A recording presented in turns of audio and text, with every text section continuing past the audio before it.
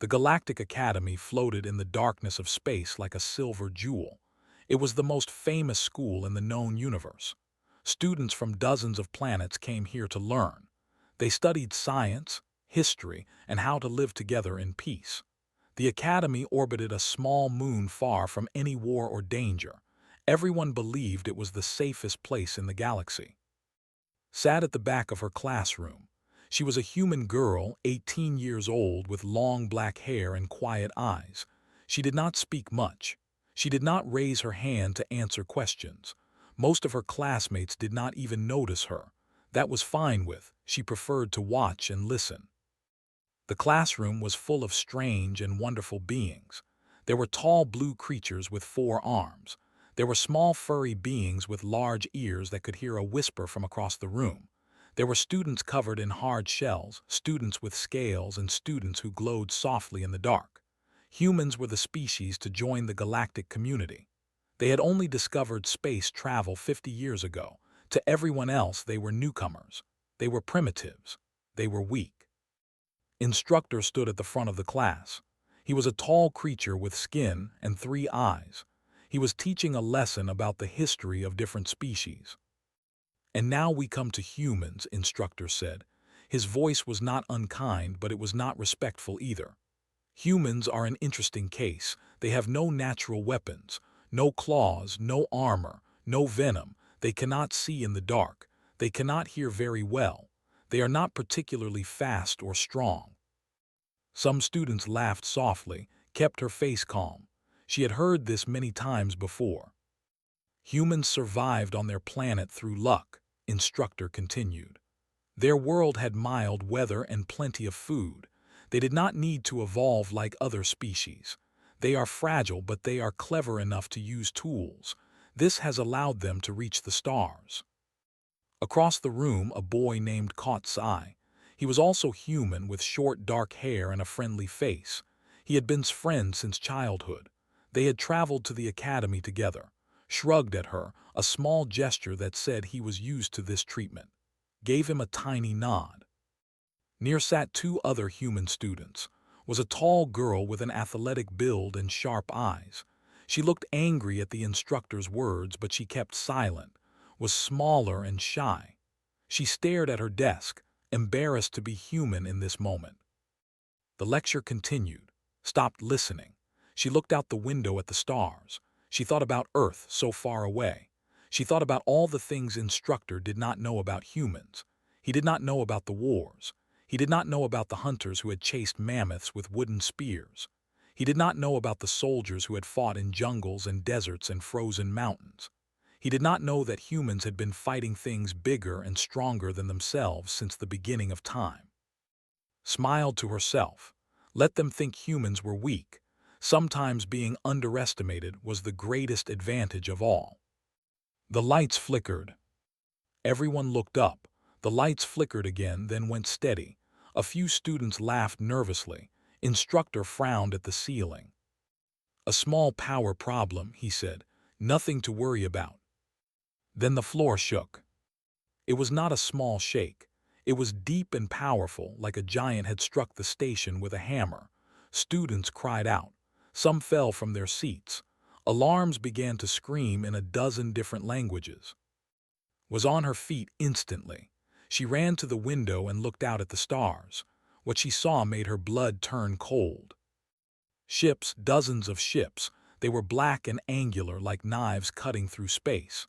They had appeared from nowhere, dropping out of hyperspace all around the academy. Recognized the design from her history lessons. These were warships. They were an empire that had been at war with the Galactic Union for decades. They were brutal. They were merciless. They took prisoners only to sell them as slaves. "No," instructor whispered. His face had turned pale. "This is impossible. This is neutral space. They cannot be here." But they were here. The first explosion tore through the eastern wing of the academy. The whole station rocked sideways. Through the window, saw fire and debris spinning into the void. She saw bodies. She saw death. Students screamed. They ran for the doors, pushing and shoving in blind panic. Instructor tried to restore order, but his voice was lost in the chaos. Did not panic. Her mind became very clear like a still pond. She had read about this feeling in old books about soldiers.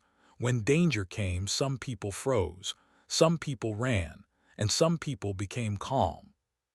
She moved through the chaos like a ghost. She found first, grabbing his arm. "Come with me," she said. "What is happening?" asked. His eyes were wide with fear. "Thus they are invading. We need to find and—" They pushed through the crowd, was helping a fallen student to their feet, was pressed against a wall, shaking with terror, collected them both. "Follow me," said. "Stay close, do not make noise." "Where are we going?" demanded. Did not answer. She led them away from the main corridors, away from the screaming crowds. She found a maintenance hatch in the wall, half hidden behind a water fountain. She pulled it open. "Inside," she said, "now." One by one, they crawled into the dark tunnel. Behind them, they heard the heavy boots of soldiers entering the academy. They heard screams that were cut short. They heard the sound of their world ending. But they were hidden, they were together, and was already planning. The thought they were hunting sheep. They did not know that among those sheep was a wolf. The maintenance tunnel was dark and narrow. Led her friends through the blackness, feeling her way along the cold metal walls. Behind them, the sounds of chaos grew distant. Screams faded. Explosions became soft rumbles. But the danger was not gone. It was everywhere. Crawled behind. His breathing was fast and scared. Came next, her jaw tight with anger. Was last, crying softly but trying to stay quiet. After what felt like hours, found a small opening. It led to a storage room filled with cleaning supplies and spare parts. Dim emergency lights gave them just enough light to see each other's faces. "We should be safe here for now," whispered. Safe's voice was sharp. "They are here. Do you understand what that means? They will kill anyone who resists. They will sell the rest as slaves. We need to find the escape pods." "The escape pods will not work," said calmly. "How do you know that?" "Because they are not stupid. The first thing any invader does is cut off escape routes. They would have disabled the pods before they even boarded. Anyone who runs to the pods will be caught." Stared at her. She wanted to argue, but she knew was right. Wiped sweat from his forehead. "Then what do we do? Hide here until someone rescues us." "The Galactic Union will send help," said hopefully. Her voice was small and shaky. "They have to. This is the academy. Important people have children here." "Help will come," agreed. "But not soon. They chose this location because it is far from any Union base. It will take days for a rescue fleet to arrive, maybe longer." "So we hide for days?" asked. Was quiet for a moment. She looked at her friends. She looked at the fear in their eyes, then she spoke. "No, we do not hide, we fight." The others stared at her like she had gone mad. "Fight?" laughed, but there was no humor in it. "With what? They are 7 feet tall, they have armor, they have plasma weapons. We are 4 human students with nothing." "We have everything we need," said. She picked up a bottle of cleaning chemical and read the label. She looked at the electrical panels on the wall. She studied the ventilation grate in the ceiling. "We have a station we know better than they do. We have supplies they will not think to guard. And we have something else." "What?" whispered. "We have 10,000 years of human history." Eyes were calm and cold. "Humans have always fought things bigger than us. We killed mammoths with sticks. We hunted lions with spears. We survived ice ages and plagues and wars that killed millions. Every time something tried to destroy us, we learned. We adapted. We found ways to win." She looked at each of them in turn. "They think we are weak. They think humans are primitive prey animals. That is their mistake. I am going to make them regret it." Meanwhile, in the main atrium of the academy, they had gathered their prisoners. Commander stood before the frightened students. He was massive, even for his armor was black with red markings that showed his high rank. His face was flat and cruel, with small eyes that showed no mercy. "You will be quiet," he announced. His voice boomed through the atrium. "You will obey. Any resistance will be punished with death." The students huddled together. There were nearly 300 of them from 20 different species. Some were crying. Some were too scared to move. Instructor stood among them, his 3 eyes filled with shame. He had failed to protect his students. "We have disabled your communications," Commander continued. "We have disabled your escape pods. No one is coming to save you. Your parents and governments will pay for your release. If they do not pay, you will be sold. This is not a negotiation. This is how things will be."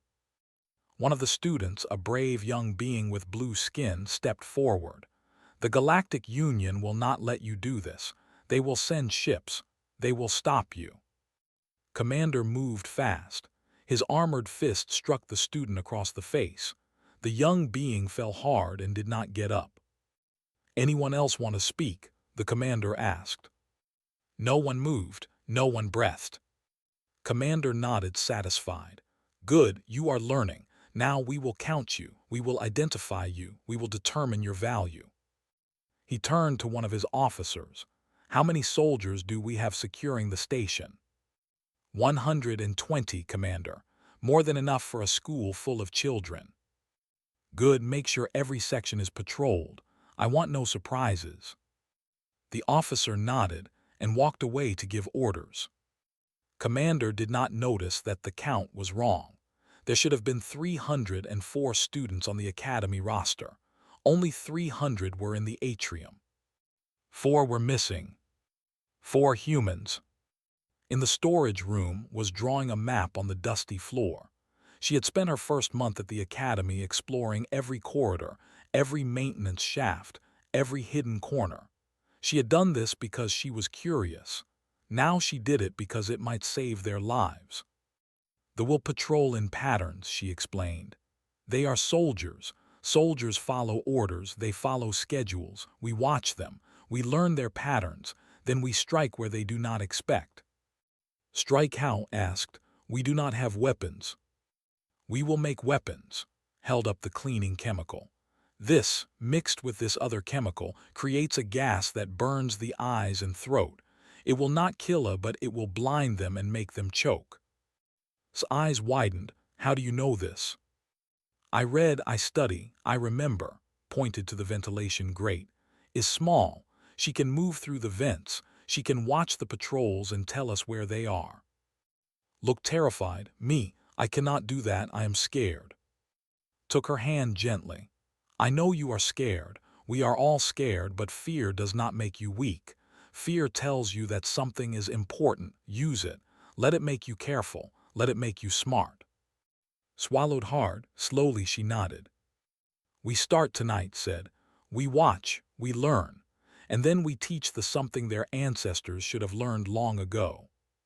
"What is that?" asked. Smile was thin and dangerous. "Never underestimate a human." 3 days passed. They believed they controlled the station. They walked through the corridors with confidence. They laughed and joked about the weak prisoners in the atrium. They did not know that something was watching them from the shadows.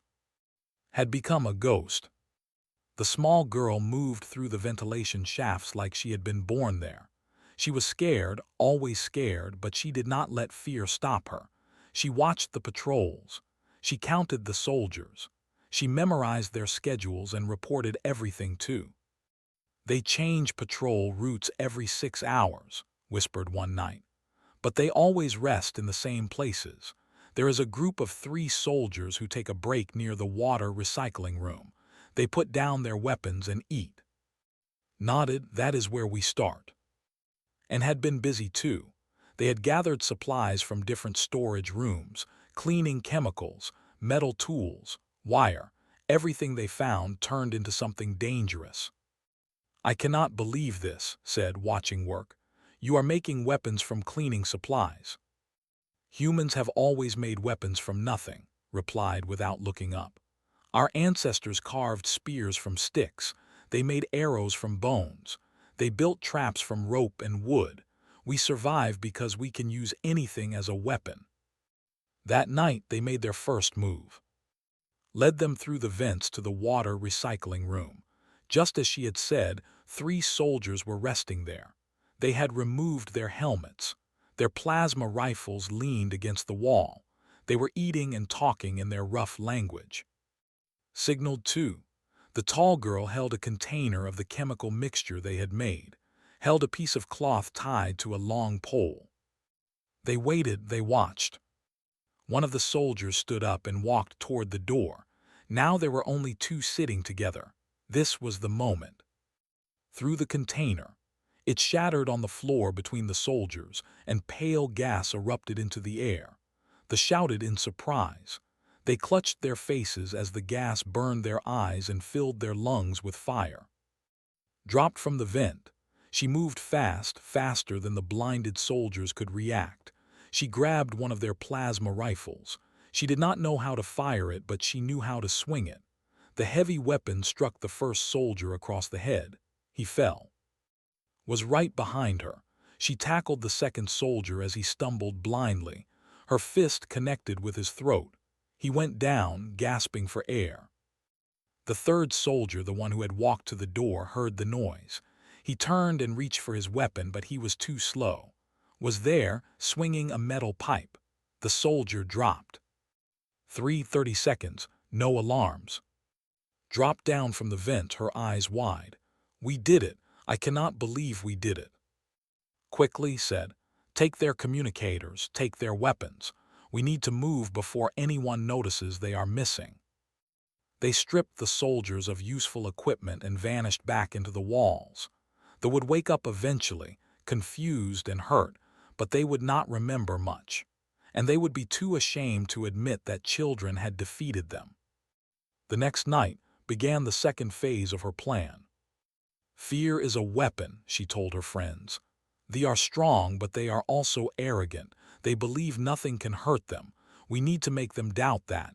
We need to make them scared. They used the stolen communicators to tap into the station speaker system. In the middle of the night, strange sounds began echoing through the corridors. Whispers that came from nowhere. Footsteps that had no source. Sometimes, a human voice singing an old Earth lullaby in a language they did not understand. The soldiers grew nervous. What is that sound? One asked his partner as they patrolled a dark corridor. Nothing, technical problems. The station is old. It does not sound like nothing. It sounds like someone is watching us. Was watching. She sat in the darkness of a maintenance shaft, listening to their conversation through a vent.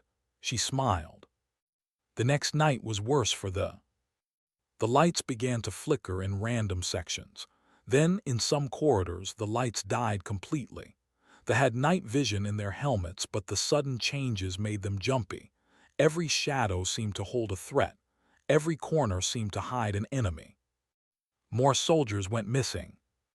Set traps throughout the station. Simple traps, the kind humans had used for thousands of years. A wire stretched across a dark corridor at ankle height. When it tripped and fell, they found themselves tangled in more wire. Before they could call for help, appeared from the shadows with her pipe. Another trap used the slick cleaning chemicals, poured them on the floor at the top of a staircase. 3 soldiers came running to respond to a false alarm. They hit the slick patch and tumbled down the stairs. Their armor protected them from death, but not from injury, not from fear. Commander grew angry. 14 soldiers have been injured, his officer reported. 3 are missing completely. We cannot find them. How is this possible? The commander demanded. We have over 100 soldiers on a station full of children. We do not know, Commander. The attacks come from nowhere. We cannot predict them. We cannot stop them. Find whoever is doing this. Find them and bring them to me. The search began. Soldiers swept through the station, checking every room, every corner. But they did not check the places humans had learned to hide. They did not look in the narrow spaces, the high vents, the dark crawlways. Humans were small. Humans fit in places they could not imagine. On the fifth day, they finally captured one of the missing soldiers. He was found wandering in a corridor, his eyes wild with fear. He had been stripped of his weapons and armor. Strange symbols were drawn on his face in red ink. "What happened to you?" his commander demanded. "Who did this?" The soldier shook. "Ghosts. There are ghosts in the walls. They whisper, they watch. They took me in my sleep. I woke up and they were there, standing over me. Small pale things with dark eyes. They did not speak. They just watched. Then they let me go." "Ghosts do not exist. Tell me what species attacked you." The soldier swallowed hard. "Humans, Commander, they were humans." Commander stared at him, then he laughed. "Humans, those weak creatures. They have no claws, no armor, no weapons. You were defeated by humans." "They are not what they seem," the soldier whispered. "There is something wrong with them, something dark. They do not fight like any species I have seen. They fight like predators. They fight like demons." Commander stopped laughing. For the first time, a small seed of doubt entered his mind. In the darkness of the maintenance shaft, heard every word through the communicator. Her plan was working. Fear was spreading. Now it was time to make them truly afraid. The seventh day began with screaming. A patrol of 5 soldiers had entered Corridor 17. It was supposed to be a routine check. Instead, they found one of their missing comrades hanging from the ceiling.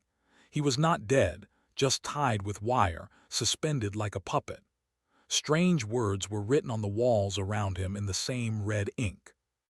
The words were in human languages, old Earth languages that no one in the galaxy could read, but they did not know that. To them, the symbols looked like dark magic, like curses. The hanging soldier was alive but barely conscious.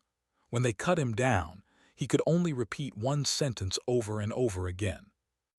"They are in the walls, they are in the walls, they are in the walls." Commander received the report in his command room. His face showed no emotion, but his hands were tight fists. "How many soldiers have we lost now?" he asked. 23 injured, 6 missing. Morale is dropping, Commander. The men are scared." "Scared of what, humans?" The officer hesitated.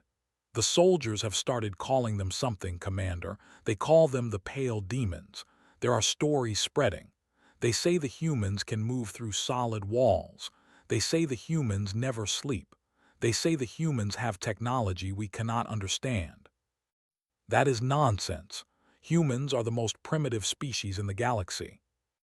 "Yes, Commander, but the men do not believe that anymore." Commander stood up and walked to the window. Outside, his warships floated in the darkness. He had come here with 120 soldiers to capture a school. It should have been easy. It should have been routine. Instead, something was hunting his men. "Double the patrols," he ordered. "Groups of 10. No one goes anywhere alone. We will find these humans and we will make an example of them." In the ventilation system, listened to his orders. She had placed small listening devices throughout the station, taken from the soldiers they had captured. She knew everything the commander said. "He is changing his strategy," she told her friends. "Larger groups, they will be harder to attack." Looked worried. "Maybe we should stop. We have done enough. The Union fleet will arrive soon." "Soon is not now," replied. "Every soldier we take out of the fight is one less soldier guarding the hostages. We need to keep the pressure on. We need to break them." "How do we attack groups of 10? Asked. Smiled. "We do not attack them. We make them attack each other." That night put her new plan into action. She had learned how to use the stolen communicators to send messages that sounded like they came from officers. She sent false orders to different patrol groups, directing them to the same locations from different directions. In dark corridors with flickering lights, the confused soldiers encountered each other without warning. Shots were fired. In the chaos and darkness, soldiers mistook their own allies for the enemy. 3 more were injured by friendly fire before the mistake was discovered. The incident made the soldiers even more nervous, even more likely to shoot at shadows. struck next at their equipment, had discovered a weakness in the armor during her observations. The breathing filters required small power cells. Without power, the filters did not work, and they could not breathe the station's air for long. Sent through the vents to the storage room where spare power cells were kept. Did not destroy them. That would be noticed. Instead, she drained them slightly, just enough that they would fail after a few hours of use. They would not know their backup cells were dead until they needed them. On the 8th day, a patrol of 10 soldiers entered a section where had released a harmless but unpleasant gas from the cleaning supplies. It smelled terrible, like rotting food, and it made the soldiers cough. Thinking they were under chemical attack, they switched to their backup breathing filters. The filters failed 3 hours later, in the middle of a dark corridor. Was waiting. The soldiers gasped and choked as the station air hit their lungs. The station air was not dangerous but it was uncomfortable. It made them weak and dizzy. In their confusion, they did not see the tripwires until it was too late. 4 soldiers fell. The others stumbled into each other. In the chaos and struck from the shadows, pipes and metal tools against armored heads. When it was over, 10 more soldiers were out of the fight. Commander received the news with cold fury. "This is unacceptable," he said. His voice was quiet, but his officers knew that quiet was more dangerous than shouting. "We are the Empire. We have conquered star systems. We have defeated armies. And we are being humiliated by 4 human children. Perhaps we should request reinforcements," an officer suggested. "No, I will not admit weakness. We will handle this ourselves." The commander turned to face his remaining officers. "I am done playing games. Tomorrow I will address the hostages. I will explain what happens to anyone who resists, and I will execute prisoners until these humans surrender themselves." The officer shifted uncomfortably. "Commander, executing hostages might anger the Galactic Union further."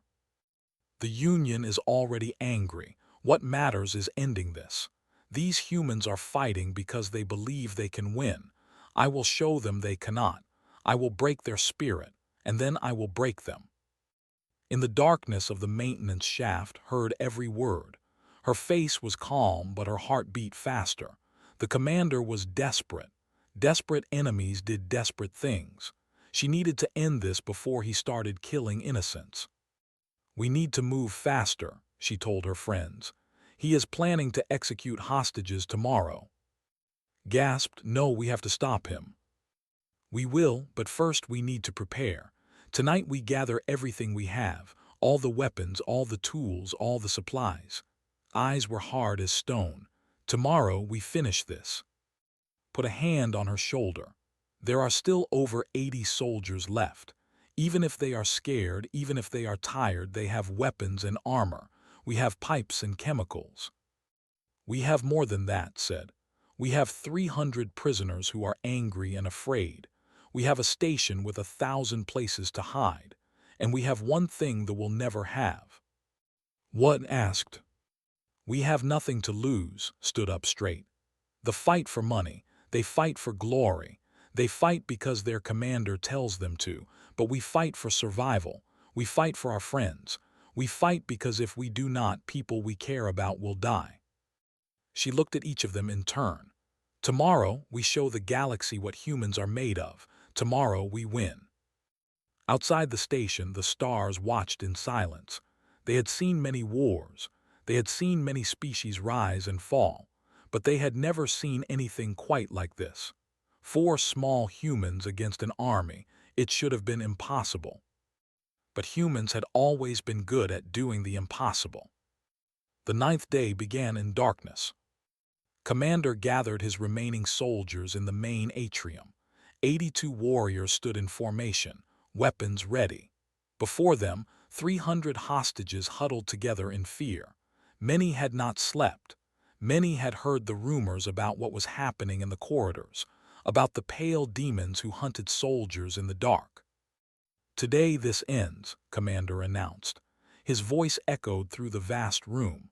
For too long, we have been plagued by cowards who strike from the shadows. Today, they will learn the price of defiance. He grabbed a young alien student and dragged her to the front of the crowd. She was small and blue-skinned, barely 15 years old. She trembled in his grip. "I know you can hear me," the commander shouted to the empty corridors. "I know you are watching. Show yourselves now or I will execute this child. You have 1 minute." In the ventilation shaft above the atrium watched. Her friends were beside her, gripped his metal pipe so hard his knuckles turned white. His jaw was tight with fury, had tears in her eyes. "We have to do something," whispered. "We will," said, "but not yet. Everyone get into position.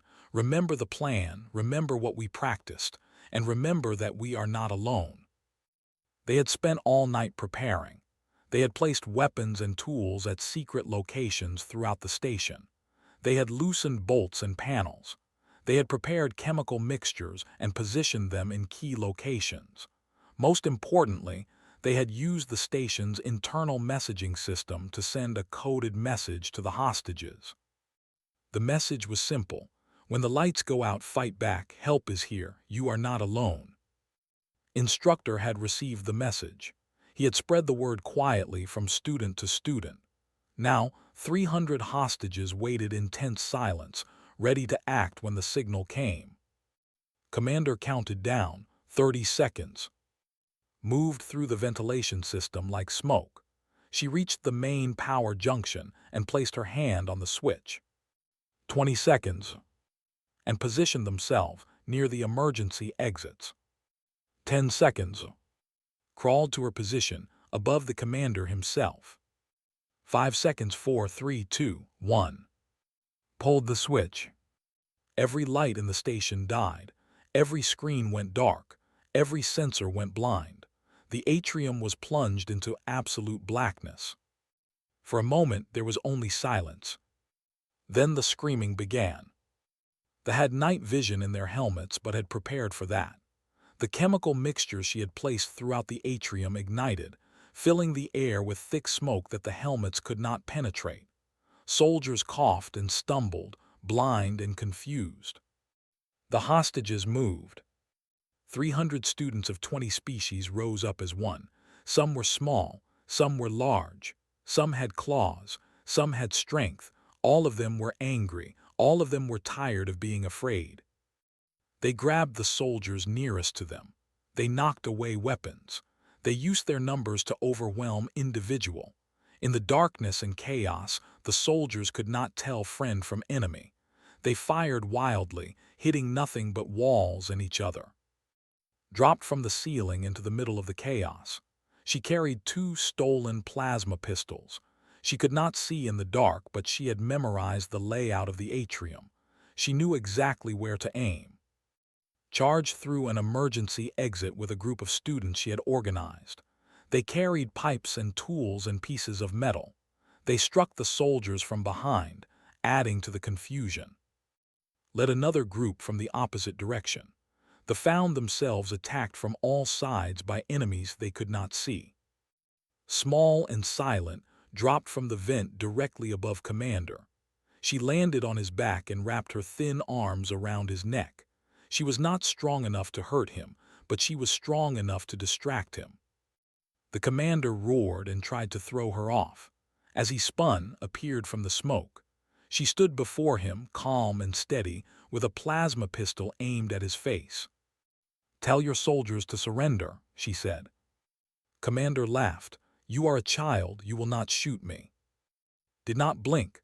"I am not a child. I am human. My ancestors hunted animals 10 times their size.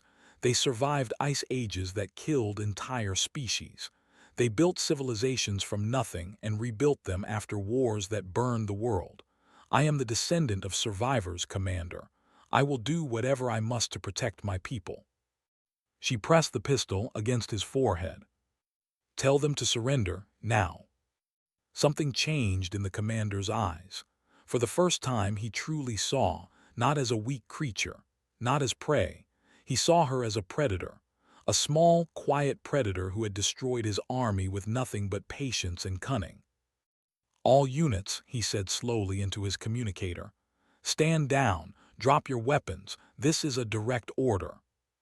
The fighting stopped. The smoke began to clear. The emergency lights flickered back to life, casting a dim red glow over the atrium. The hostages stood among the fallen soldiers, breathing hard, hardly believing what they had done. 82 soldiers had entered this fight. 43 were still standing when it ended. All of them dropped their weapons and raised their hands. The students began to cheer. 3 days later, the Galactic Union fleet arrived. They had expected to find a tragedy. Instead, they found a miracle. The soldiers who boarded the station could not believe what they saw.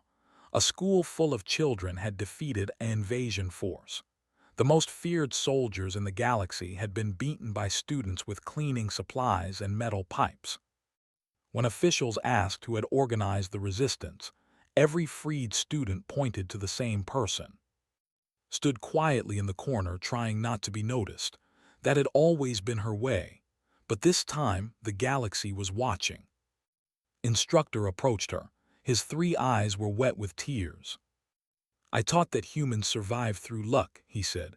"I was wrong. I was so very wrong." Shook her head.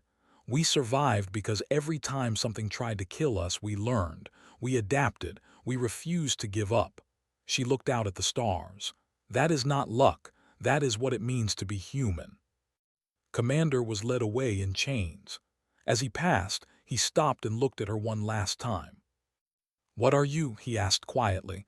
"What are you really?" Met his gaze without fear. "We are human. We are small and soft, and we have no claws or armor. But we have minds that never stop thinking and hearts that never stop fighting. Underestimate us once and you might survive. Underestimate us twice and you will not." She stepped closer to him. "Tell your people what happened here. Tell them what 4 human children did to your army.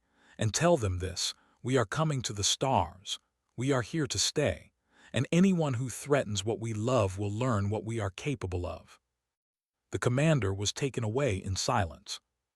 The story spread across the galaxy. It was told in 100 languages on 1,000 worlds. The small human girl who had beaten an army. The pale demons who had turned fear into a weapon. Other species began to look at humans differently, not as primitives, not as prey, as something new, something dangerous, something wonderful. In the academy, and sat together in their favorite spot, looking out at the stars. They were not heroes. They were not soldiers. They were just 4 young humans who had refused to surrender. "What do you think happens now?" asked. Smiled. "Now, the galaxy learns to take us seriously." And somewhere in the darkness between the stars, a message was spreading, a warning and a promise. Humanity had arrived. And they were not afraid.